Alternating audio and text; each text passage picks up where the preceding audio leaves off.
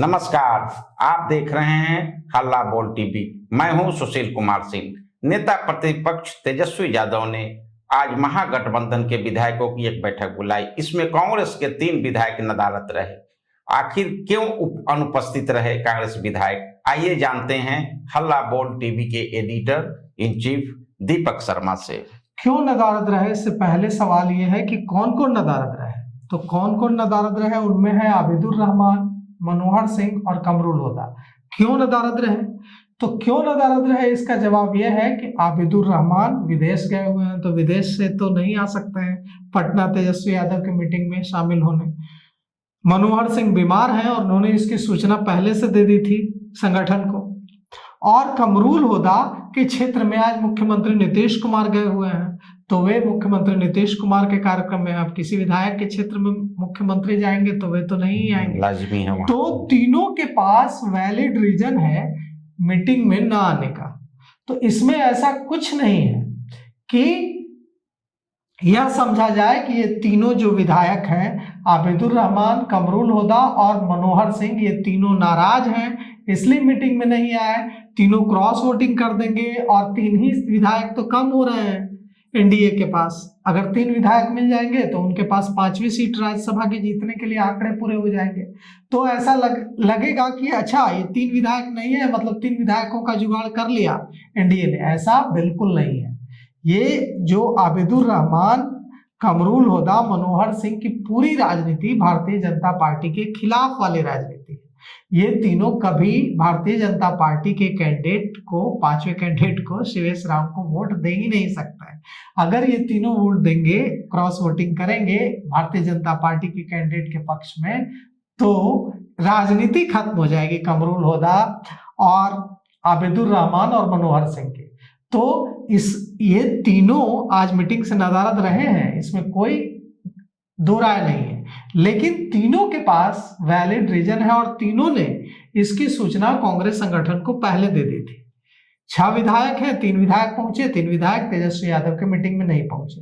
आबिदुर रहमान नहीं पहुंचे क्योंकि वे विदेश गए हुए हैं। कमरुल होदा नहीं पहुंचे क्योंकि वो उनके क्षेत्र में मुख्यमंत्री गए हुए हैं और मनोहर सिंह बेहद बीमार है। तो कुल मिलाकर के अब क्या, यहां से आगे क्या, तेजस्वी यादव की मुस्कुराहट क्या कर रही है। तेजस्वी यादव जब मीटिंग से निकले तो बाग बाग नजर आए।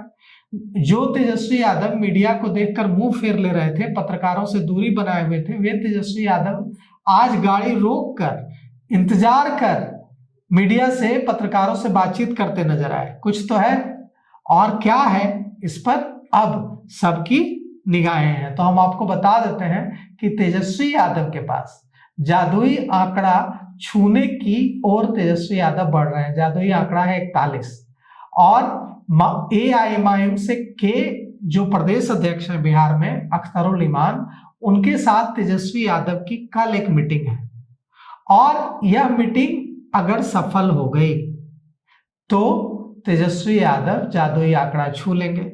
दूसरी तरफ अगर उनके कुछ विधायकों ने क्रॉस वोटिंग कर दी तो तेजस्वी यादव के कैंडिडेट हैं एडी सिंह और एडी सिंह भूमिहार हैं और इस नाते कांग्रेस के एक राज्यसभा सांसद और दूसरे जो राष्ट्रीय जनता दल के विधायक हैं, भूमिहार विधायक, वो लॉबिंग कर रहे हैं कि कुछ, चूंकि एक भी कैंडिडेट 5 में से भूमिहार नहीं है, तो इस नाते कुछ भूमिहार विधायकों से क्रॉस वोटिंग करवा ली जाए।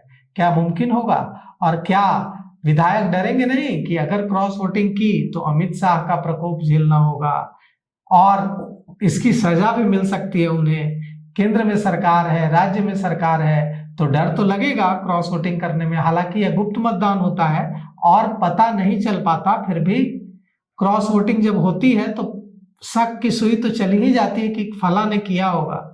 तो एज फुल प्रूफ कोई तरीका नहीं है पता लगाने का, लेकिन सबके अपने अपने तरीके होते हैं, पार्टियां पता लगा ही लेती हैं कि क्रॉस वोटिंग किसने किया। तो कुल मिलाकर के अब मामला यह है कि तेजस्वी यादव को यह दिख रहा है कि अगर वे जोर लगाएंगे तो यह राज्यसभा चुनाव में 5वीं सीट, मतलब अपना एक सांसद भेज पाएंगे। और अगर वे ऐसा कर लेते हैं तो एकदम बिहार की राजनीति में हाशिए पर चले गए तेजस्वी यादव का एक बड़ा कमबैक होगा। और क्या तेजस्वी यादव ये कमबैक कर पाते हैं, ये तो जल्द पता चल जाएगा। देखिए 16 मार्च तक इंतजार करना होगा। अब देखते हैं 16 मार्च को होता क्या है। मामला दिलचस्प बनते जा रहा है। राजद की जीत मिलती है या फिर एनडीए की जीत मिलती है। धन्यवाद। देखते रहिए हल्ला बोल टीवी।